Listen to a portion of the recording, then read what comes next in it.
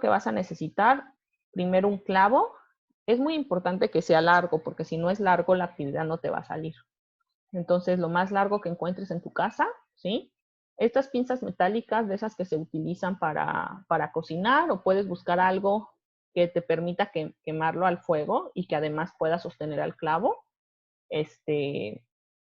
Si de plano no tiene las pinzas, pues se me ocurre que pues lo hagas con unas tijeras, pero siempre y cuando sean de esas como de jardín, que son muy largas, ¿ok? Bien, una franela húmeda, la cinta métrica o el flexómetro, que también pueden usar una regla, una escuadra, una estufa, bueno, eso, cualquier cosa que tengan para calentar, no se les va a ocurrir, yo creo que ninguno sabe muy bien qué puede pasar si metes algo metálico al microondas, pero no se les vaya a ocurrir creérselos listos y a querer hacer esto con el microondas, ¿eh? Tiene que ser con la estufa o tiene que ser pues normalmente las estufas eléctricas, pues no sé si vayan a funcionar, no sé si van a calentar por completo el clavo, así que procuren que sean una estufa con llama, ¿ok? Tampoco puede ser con encendedor ni nada de eso, algo que tenga buena llama. Tu refrigerador, bueno, eso yo creo que no va a haber ningún problema, espero que todos cuenten con un congelador en sus casas y el cronómetro para medir el tiempo, ¿ok? Entonces lo primero que vamos a hacer es pues buscar a qué temperatura está el clavo. Vamos a considerar, aunque no es una medida totalmente real, pero vamos a considerar que el clavo, su temperatura inicial, es la misma que la temperatura del ambiente. Entonces cuando vayas a realizar la práctica, lo primero que tienes que hacer es meterte a Google y buscar cuál es la temperatura en Querétaro o en la ciudad en la que tú te encuentres y anotar esa temperatura y vamos a ponerle que esta temperatura es la temperatura inicial del clavo.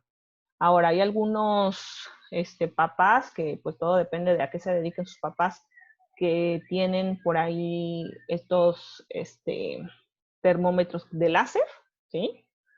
Sobre todo los que son ingenieros mecatrónicos, puede ser que tengan el termómetro porque lo utilizan para su trabajo y bueno, eso sería ideal, ¿no? Porque el termómetro de láser te permite medir temperaturas de objetos, de todos los objetos que hay a tu alrededor.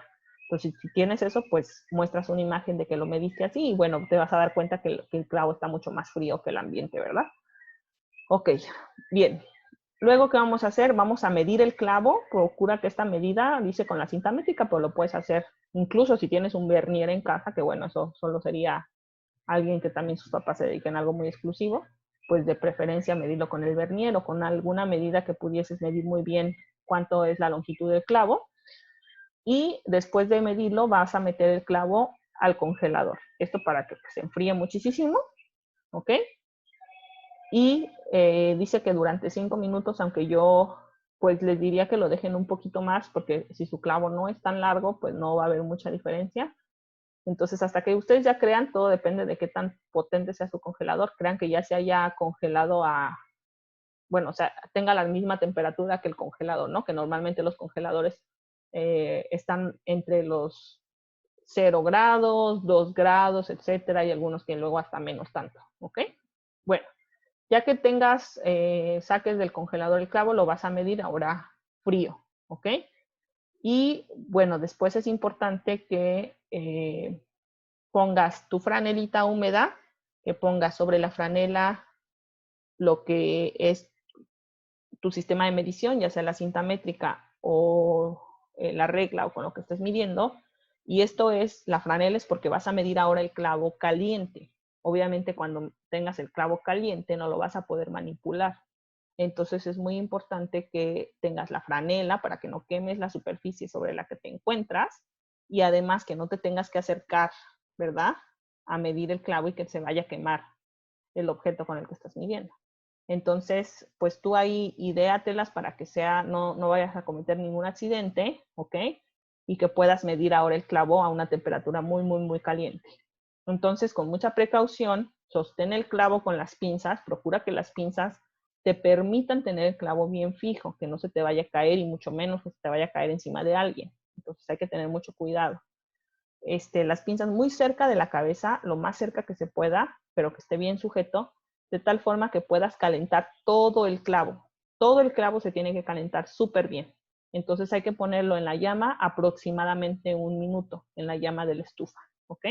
Y bueno, con mucho cuidado, la idea es que pongas el clavo sobre la franela para que no se queme nada y puedas medir cuál es la longitud del clavo caliente.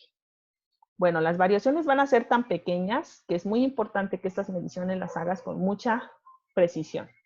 Bien, hay unas imágenes donde te muestran cómo hacer esto. Fíjate, aquí utilizaron unas pinzas de estas de herramientas. Puedes utilizar de estas, siempre y cuando sean metálicas. No vayas a utilizar algo que se pueda quemar.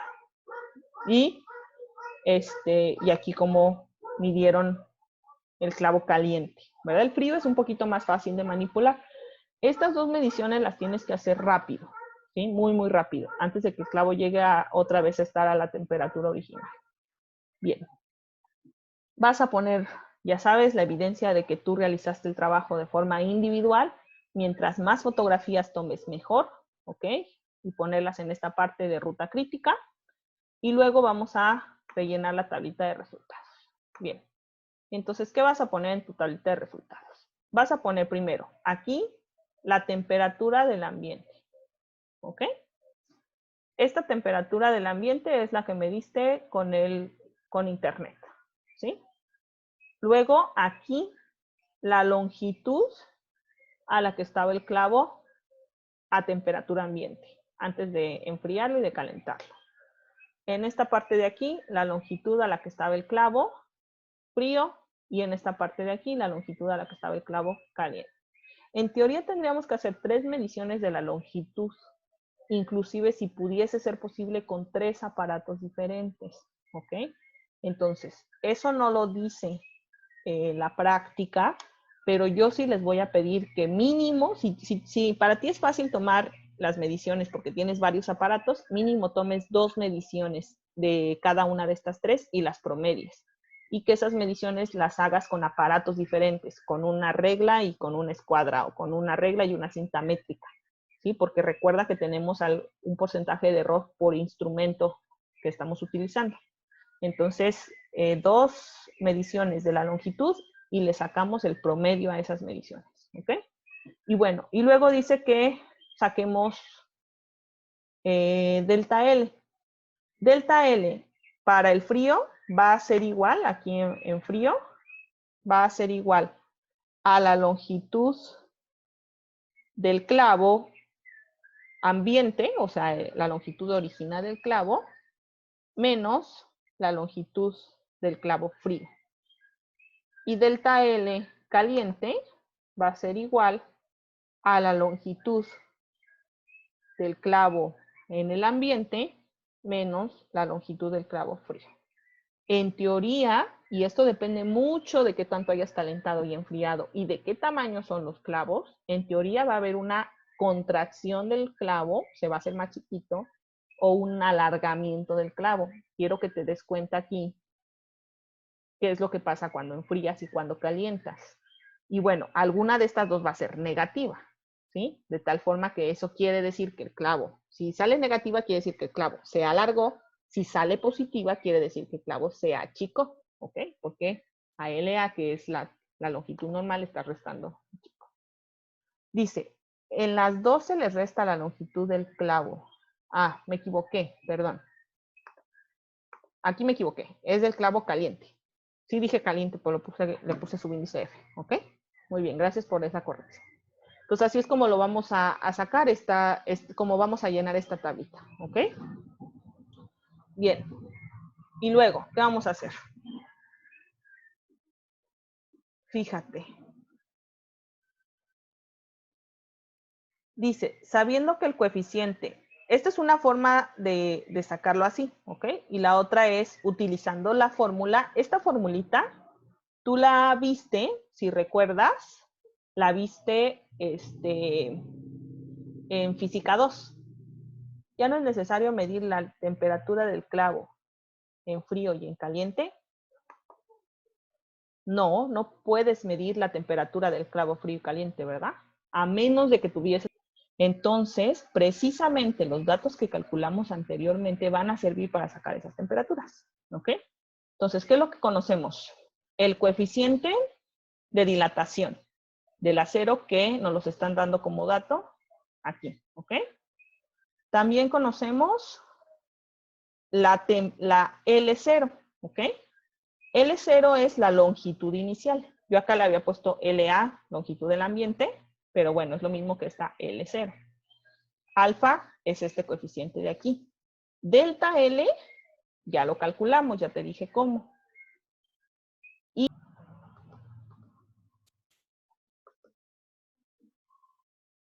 es igual a la temperatura final menos la temperatura inicial, ¿ok? Entonces, ¿qué cosas conoces? Conoces alfa, el coeficiente de dilatación, conoces L0, ¿sí? Que es la longitud del clavo cuando todavía no calientas ni enfrías. Conoces delta T, delta L, que ya la vimos cómo sacarla anteriormente. Y de delta T lo que no conoces es la temperatura final, que sería la temperatura a la cual se encuentra ahora el clavo. Entonces vamos a sacar esta temperatura para los dos casos que están ahí. Y luego pues vienen ya las preguntitas. Si te fijas, esta práctica está bastante simple, pero donde viene un poquito ya más complejo es pensar en estas cuestiones. ¿Por qué el diferencial de dilatación genera como consecuencia dilatación superficial y dilatación volumétrica? Bueno, tenemos tres tipos de dilatación. Esta ya lo habías visto en física 1. La dilatación lineal es para los objetos larguitos, que casi no tienen ni superficie ni volumen, como es el caso del clavo, ¿sí? La dilatación superficial es para láminas y la dilatación volumétrica es para cuerpos sólidos. Entonces se calculan de forma diferente. Las fórmulas para calcular son diferentes. Entonces yo creo que aquí lo que te están preguntando es por qué en este caso estamos calculando con dilatación lineal y que ya está implícita la dilatación superficial y volumétrica. Y bueno, eso tiene que ver con la forma de la figura, por lo tanto, pues aquí escribo un poquito de lo que yo ya casi te digo cuál es la respuesta, ¿verdad? Explica por qué el coeficiente de dilatación alfa, lineal es alfa, es 2 alfa para dilatación superficial y 3 alfa para dilatación volumétrica. Bueno, eso sí ya es algo que les voy a dejar a ustedes que reflexionen, pero tiene que ver con la misma cuestión de qué significa una dilatación lineal, una dilatación superficial y una dilatación volumétrica. Luego, la dilatación lineal es igual para cualquier material. Será lo mismo si yo caliento y enfrío, hago esta práctica con un clavo, a que si la hago, por ejemplo, con un líquido, con el agua, ¿sí? ¿Qué pasa cuando calientas agua y cuando la enfrías, ¿sí? Inclusive estos fruits que luego metemos al congelador, ¿qué pasa con esta cuestión? Aunque en realidad no se está hablando de dilatación lineal porque es más volumen, pero si pensáramos en cualquier objeto que sea alargadito, será la misma dilatación sin importar el material y hay que explicar por qué. Y bueno, esto proviene, pues ve cómo se calcula la dilatación, de qué variables depende, ¿ok? Y si hay algo que sea intrínseco del material. Luego, describe 3 ejemplos de la vida donde se observe el fenómeno de dilatación lineal. Hay varios ejemplos que de hecho tienen incluso que ver luego hasta con las construcciones, ¿sí? Que cuando hace mucho calor, luego hasta se expanden lo que son las vías del tren, cuestiones de este estilo. Entonces, si a ti no se te ocurre nada en la vida cotidiana, puedes buscar ejemplos en internet para ponerme algo aquí. Pero, ojo, no se vayan a copiar entre ustedes, que sea algo que ustedes reflexionen y piensen. Y bueno, ya nada más redactar las conclusiones y por último la bibliografía. Bueno, recuerda que la bibliografía, si utilizas bibliografía para redactar la pregunta de los casos, pues puede ser que, o para redactar alguna de las preguntas anteriores, la pones. Pero si no utilizaste bibliografía y todo fue de lo que tú reflexionaste, esa parte te la puedes saltar porque se supone que ya me pusieron bibliografías en la cuestión de los antecedentes conceptuales, ¿ok? Bueno, entonces como puedes ver, creo que es la práctica más simple de todas. Está muy, muy simple lo que debes de calcular. Entonces, si hay alguna duda, por favor me la hacen saber en los foros, ¿ok? Y si no, pues a trabajar en esta actividad y nos veríamos la siguiente semana.